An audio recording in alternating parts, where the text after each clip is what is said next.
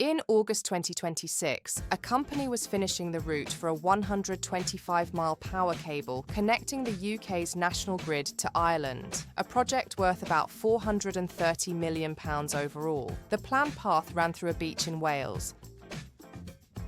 That beach is where the Harry Potter films shot the death of Dobby, a fictional house elf. Fans built a pile of stones and socks on that spot, and they call it Dobby's grave.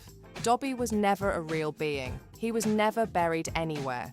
The stones simply started appearing after the film came out in 2010. After a BBC Wales segment alerted fans that the cable route might disturb the site, hundreds of them contacted the project. The project manager changed the route, moving it close to Bronze Age archaeological remains associated with human burial instead, to avoid disturbing a memorial to a character who does not exist. To be precise, they didn't spend $580 million to save a fictional grave.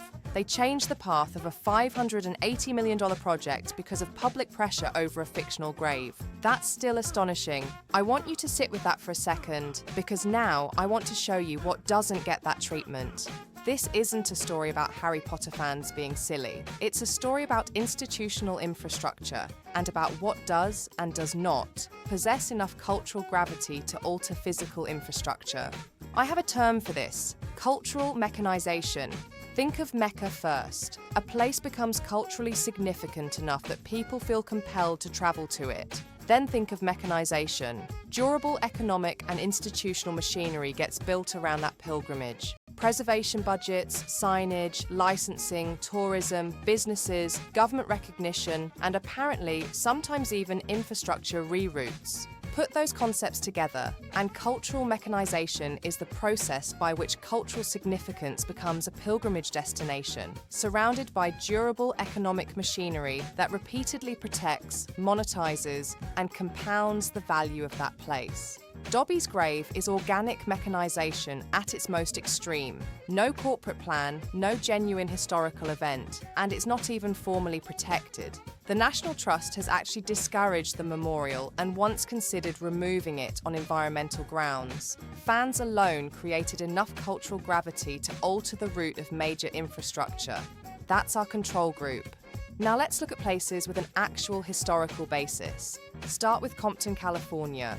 N.W.A. was inducted into the Rock and Roll Hall of Fame in 2016. That's full institutional canonization at the genre level. But consider one of the physical locations most closely connected to that origin story, the Compton Fashion Center, better known as the Compton Swap Meet. The site was a converted Sears where N.W.A. sold some of their earliest tapes. Tupac frequented it, and decades later, Kendrick Lamar climbed onto its rooftop to film the King Kunta video as a tribute to the location and the culture it represented.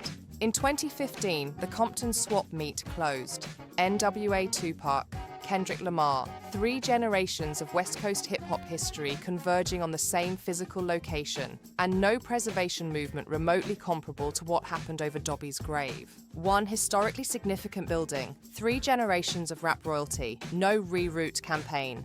There is a counterpoint worth naming. An independent, community-funded Compton Art and History Museum has opened, built by local residents. That's real grassroots infrastructure. But it's different from a city deliberately converting its cultural identity into an economic development strategy, the way Nashville institutionalized Music City.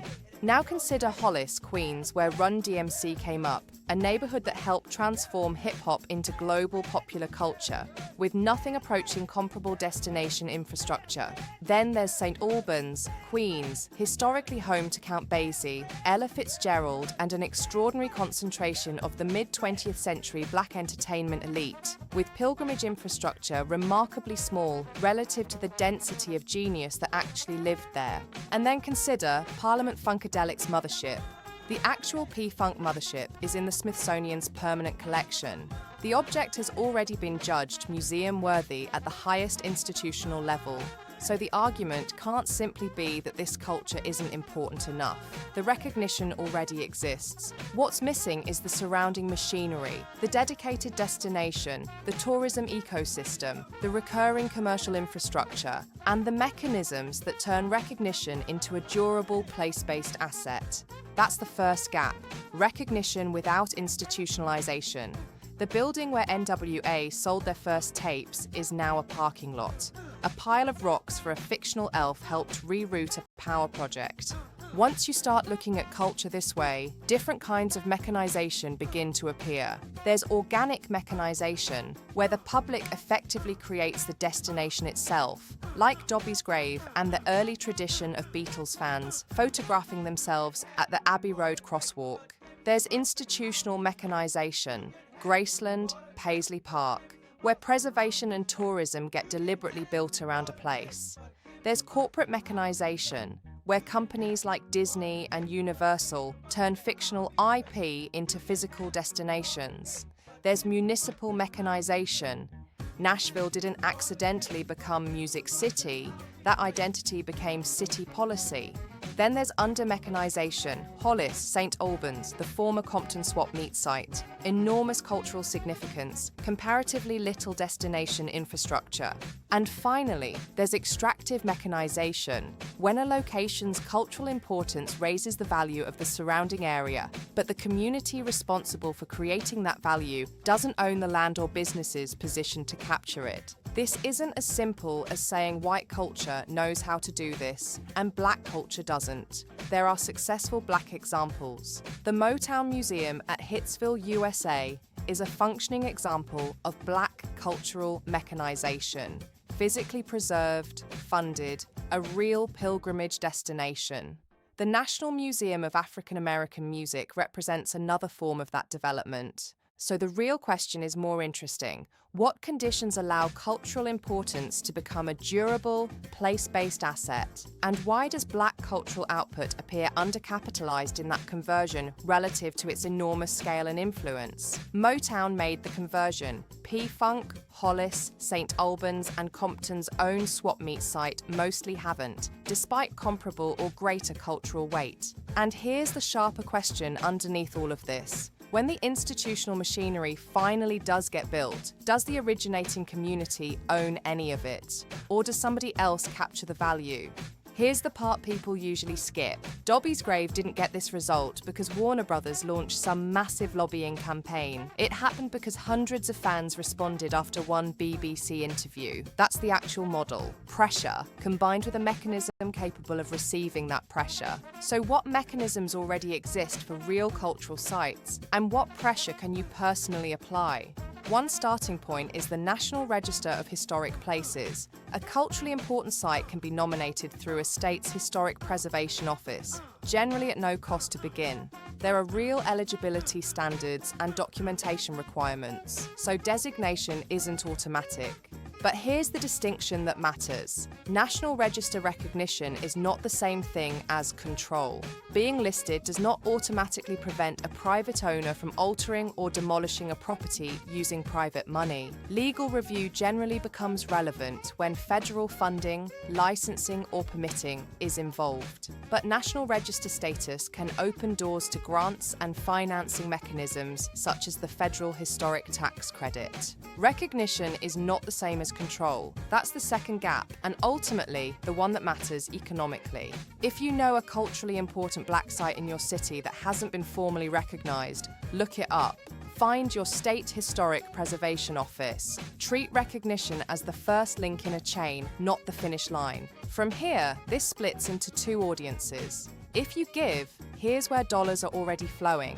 If you allocate capital, here's where actual financial mechanisms exist. Both matter, and neither substitutes for the other. For people who want to give, there's the African American Cultural Heritage Action Fund, operated through the National Trust for Historic Preservation.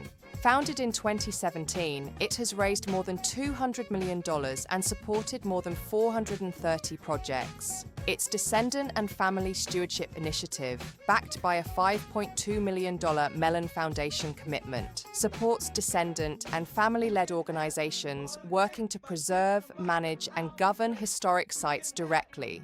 Because preservation without stewardship can still leave the originating community outside the machinery. There are also community land trusts. The reason cultural mechanization can become extractive is often a land ownership problem. Cultural value rises, real estate follows, and the community responsible for creating that value may own very little of the appreciating assets.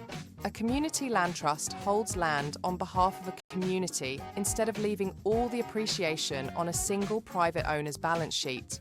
None of this requires you to be an accredited investor. It requires you to stop giving in the abstract and start thinking about named places and actual assets. Now let's talk about capital. The Federal Historic Tax Credit provides a 20% federal tax credit on qualified rehabilitation expenses for eligible income-producing historic buildings. It's a credit against tax liability, not a deduction, and one of America's major financing mechanisms for historic adaptive reuse. By 2022, the federal program had leveraged roughly $199 billion in private investment across more than 47,400 historic properties since 1976. These credits can also be syndicated, allowing developers to bring in outside investment capital. It's a specialized market, and this isn't investment advice, but a real capital infrastructure already exists adjacent to exactly the sites we're discussing. Some community land trusts also offer investment notes or shared equity structures, so before assuming a local land trust is donation only, ask. That's a real, documented capital system. Black cultural sites can participate in it too. And whether you're giving or allocating capital, both tracks converge on something simpler. Be the phone call. Dobby's grave changed an infrastructure route because people responded, not because of a giant campaign, and not because every fan wrote a check. Local landmark commissions and zoning bodies routinely hold public comment processes around redevelopment decisions. Find the Historic Preservation Commission in your own city. Find a culturally important site. Show up once. Because cultural significance alone didn't save Dobby's grave. A mechanism plus pressure did. Real cultural sites already have mechanisms available to them: giving, investing, and preservation. What they often lack is coordinated pressure connecting those mechanisms to the site. Dobby's grave isn't the joke here. Dobby's grave is proof of concept. It demonstrates how much institutional weight a pile of rocks and a powerful story can generate when enough people decide the place matters. The question isn't whether black music has a good enough story. The question is who decides which stories get the machinery and who owns that machinery once it's built. This is Black Wall Street Odds. We go deeper.